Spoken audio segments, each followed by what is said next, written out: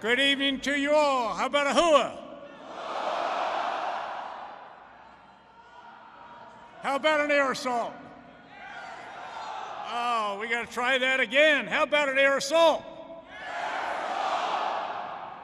Anybody out here want to say air power? And is everybody ready for the main event? You sure about that? Okay, here's the deal. A couple of years ago, my air assault buddy at the time, Command Sergeant Major of the 101st Airborne Division, Command Sergeant Major Marvin Hill, told me what he looks for in a commander. He listed all the usual qualities that you'd expect, you know all the ones. And then he added, I also want a commander who is available to our troopers, who is accessible to our troopers, and who is approachable. Now, as I thought about it, I realized that in addition to all the qualities we expect in leaders, I also look for those specific attributes.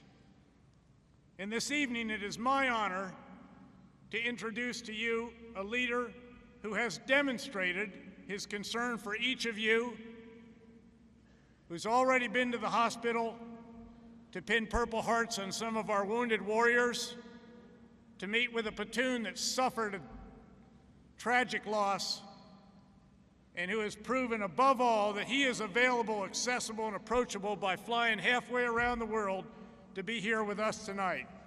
Fellow warriors, please join me in welcoming the leader who made the tough decision to provide us the resources that have enabled progress here in Afghanistan, the President of the United States of America, our Commander-in-Chief, President Barack Obama.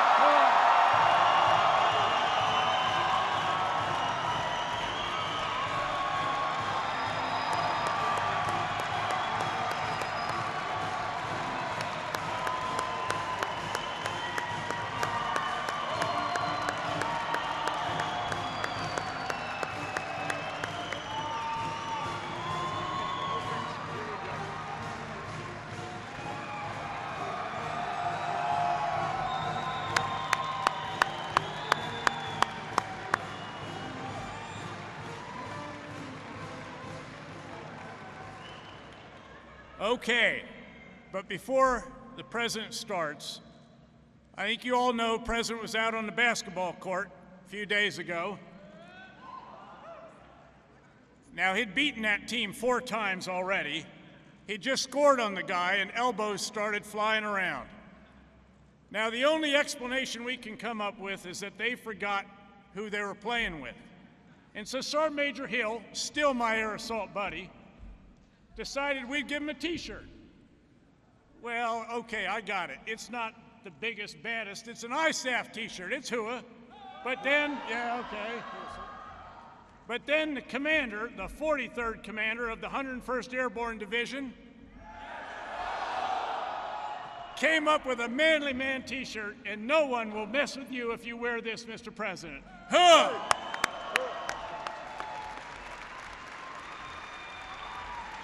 Hello, everybody.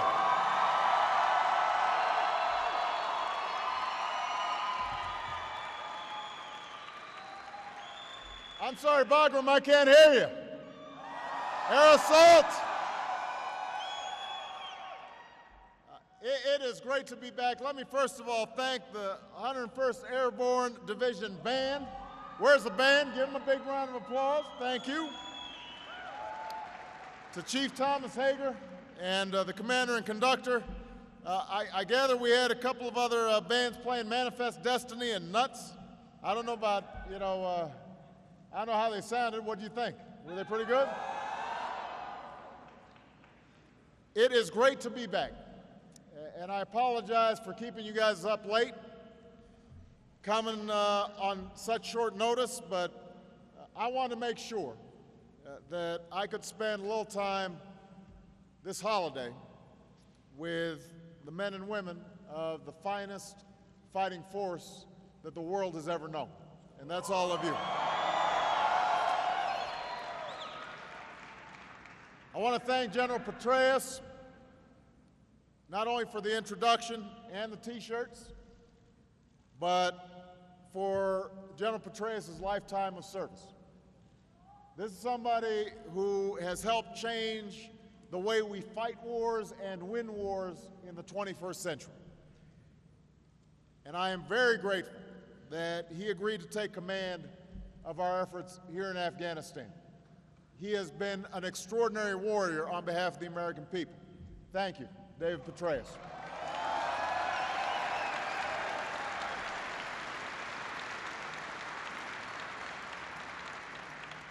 I want to thank all your outstanding leaders who welcomed me here, including General John Campbell, Admiral Bill McCraven, and from the 455th Air Expeditionary Wing, Colonel Todd Canterbury. I want to salute your great senior enlisted leaders, including Command Sergeant Major Scott Schroeder, Command Sergeant Major Chris Ferris, and Command Chief Craig Adams. I also want to acknowledge the outstanding work that our civilians are doing each and every day, starting with Carl Eikenberry, all the way through to your senior civilian representative, Thomas Gibbons, and all the civilians who are here. They are fighting alongside you. They are putting themselves at risk. They are away from their families, and we are very, very grateful to them as well. So give them a big round of applause.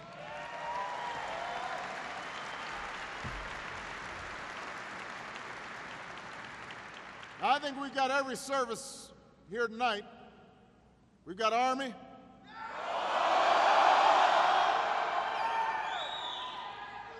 We've got Navy. We've got Air Force. I think we may have a few Marines around too.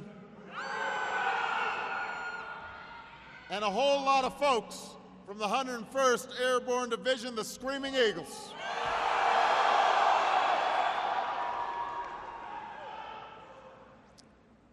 Now, here in Afghanistan, you are all Coast Guard. Is that what I heard?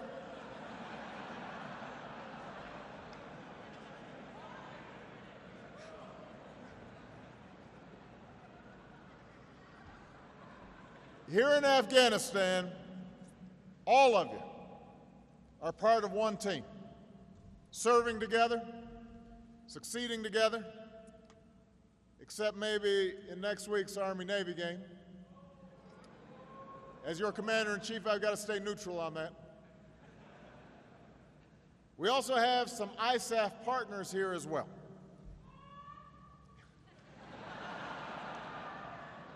You know, when I was here in the spring, we had a coalition of 43 nations. Now we've got a coalition of 49 nations. And this sends a powerful message that the coalition of nations that supports Afghanistan is strong and is growing. Now, I'm not here to give a long speech. I want to shake as many hands as I can. But let me say that at this time of year, Americans are giving thanks for all the blessings that we have. And as we begin this holiday season, there's no place that I'd rather be than be here with you. I know it's not easy for all of you to be away from home, especially during the holidays. And I know it's hard on your families. You know, they've got an empty seat at the dinner table. Sometimes during the holiday season, that's when you feel the absence of somebody you love most acutely. But here's what I want you to know. As President of the United States, I have no greater responsibility than keeping the American people secure. I could not meet that responsibility. We could not protect the American people. We could not enjoy the blessings of our liberty without the extraordinary service that each and every one of you perform, each and every day. So on behalf of me, on behalf of Michelle, on behalf of Malia and Sasha, on behalf of more than 300 million Americans, we are here to say thank you we are here to say thank you for everything that you do. And I also want to say thank you to your families back home, so that when you talk to them, you know that they know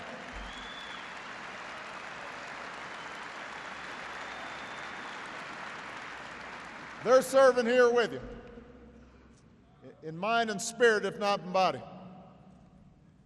Millions of Americans give thanks this holiday season, just as generations have before when they think about our armed services. You're part of an unbroken line of Americans who've given up your comfort, your ease, your convenience for America's security. It was on another cold December more than 200 years ago that a band of patriots helped to found our nation and defeat an empire.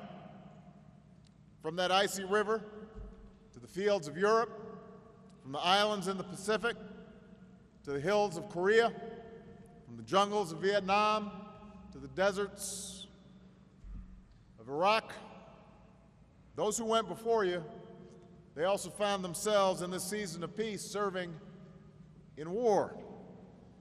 They did it for the same reason that all of you do, because the freedom and the liberty that we treasure, that's not simply a birthright. It has to be earned by the sacrifices of generations, generations of patriots, men and women who step forward and say, send me. I know somebody's got to do it, and I'm willing to serve. Men and women who are willing to risk all, and some who gave all, to keep us safe and to keep us free. In our time, in this 21st century, when so many other institutions seem to be shirking their responsibilities, you've embraced your responsibilities. You've shown why the United States military remains the most trusted institution in America. And that's the legacy that your generation has forged during this decade of trial in Iraq and here in Afghanistan. That's the legacy that you're carrying forward.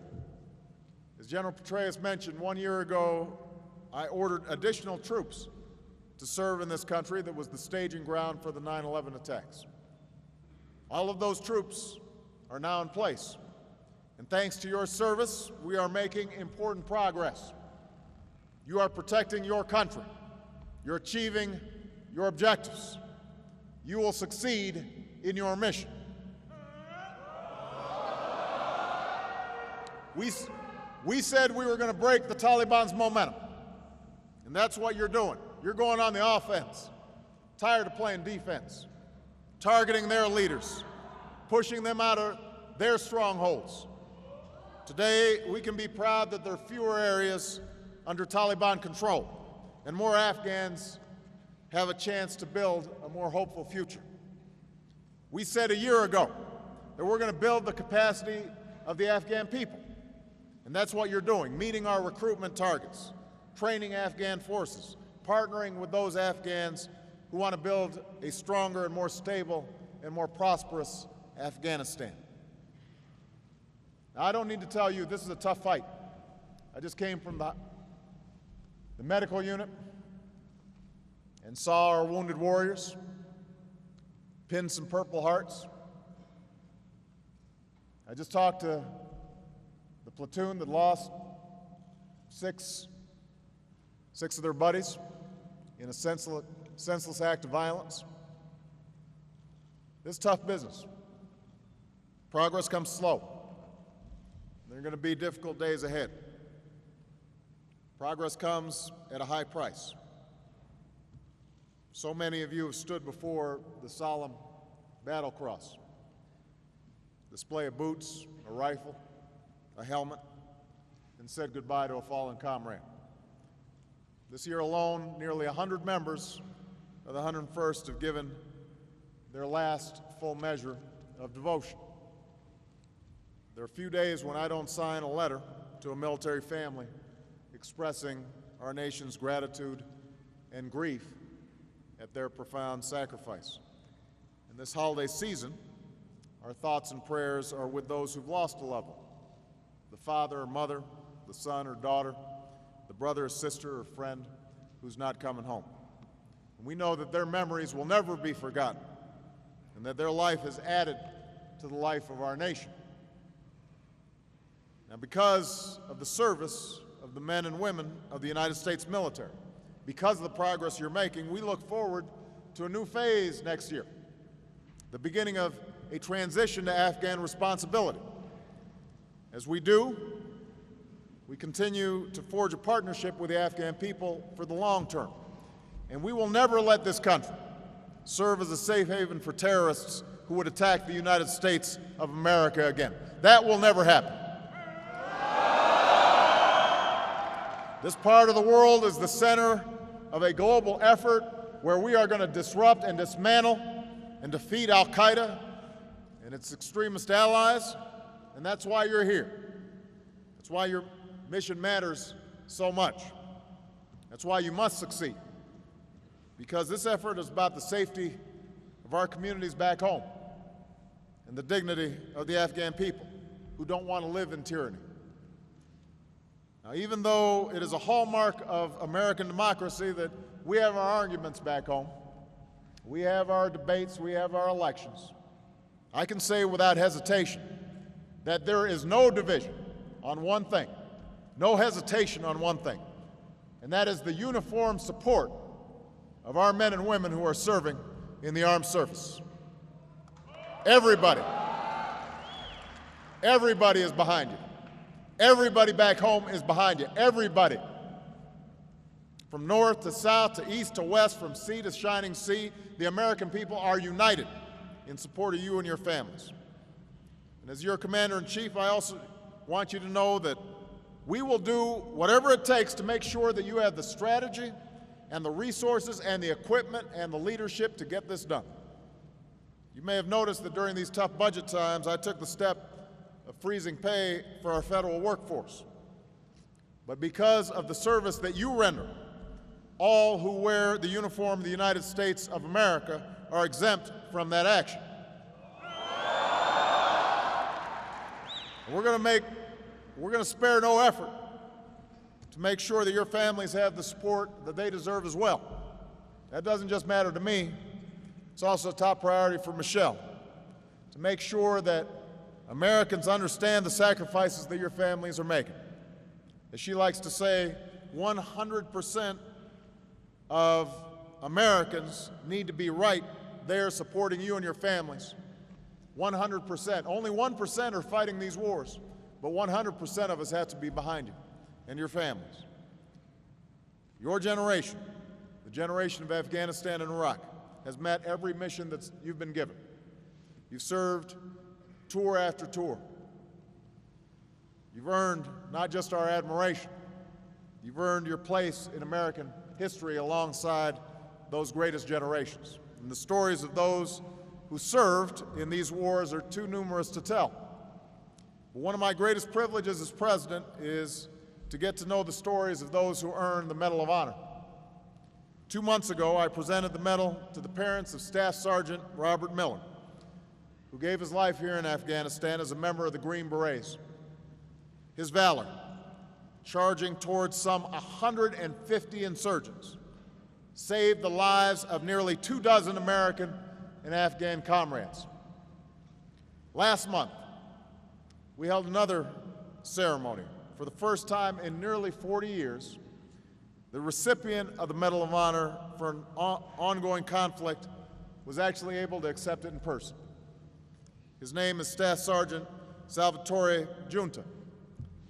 And some of you may have seen his story, but I want to tell it again tonight because of what it says, not just about our armed forces, but also what it says about the country that we love. So 3 years ago, Sal and his platoon were in Coringo Valley. When their patrol was ambushed, 2 Americans lay wounded up ahead. And that's when Sal and his men counterattacked. Again and again and again, they were being rained down with fire. But they just kept counterattacking because they wanted to get their 2 buddies. When he saw one of his teammates wounded and being carried away by insurgents, Sal rushed in to help his friends. Despite the bullets, despite the danger, he kept on pressing forward. It was an incredibly intense firefight, and by the time it was finished, every single member of that platoon had shrapnel or a bullet hole in their gear.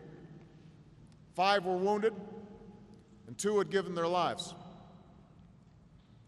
Now, Sal is a pretty humble guy. And so when he came to the White House, he said, you know, I didn't do anything special. He said he was just doing his job, that he didn't do anything that his brothers wouldn't have done for him. If I'm a hero, he said, then every man who stands around me, every woman in the military, every person who defends this country is also a hero. And he's right. Each of you has your own story. Each of you is writing your own chapter in the story of America and the story of American armed forces. Each of you have some losses. Each of you have made sacrifices. You come from every conceivable background, from big cities and small towns, from every race and faith and station. Yet you've come together to serve a greater cause, one that matters to the citizens of your country back home and to strangers who live a world away. So make no mistake, through your service, you demonstrate the content of the American character. Sal is right. Every single one of you is a hero. So some people ask whether America's best days lie ahead or whether our greatness stretches back behind us in the stories of those who've gone before. And when I look out at all of you, I know the answer to that. You give me hope. You give me inspiration. Your resolve shows that Americans will never succumb to fear. Your selfless service shows who we are, who we always will be, united as one people and united as one nation. For you embody and stand up for the values that make us what we are as a people. America is not defined by our borders. We are defined by a common creed. And this holiday season, it's worth remembering that we hold these truths to be self-evident, that all men are created equal, that we are endowed by our Creator with certain inalienable rights, that among these are the right to life and liberty and the pursuit of happiness. And that's what you're fighting for here in Afghanistan, and that's what you're protecting back home. And that belief is more powerful than any adversary. So we may face a tough enemy in Afghanistan, and we're in a period of tough challenges back home. But we did not become the nation that we are because we do what's easy. As Americans, we've endured and we've grown stronger, and we remain the land of the free only because we are also home of the brave. And because of you, I know that once more we will prevail. So thank you. God bless you. And God bless the United States of America.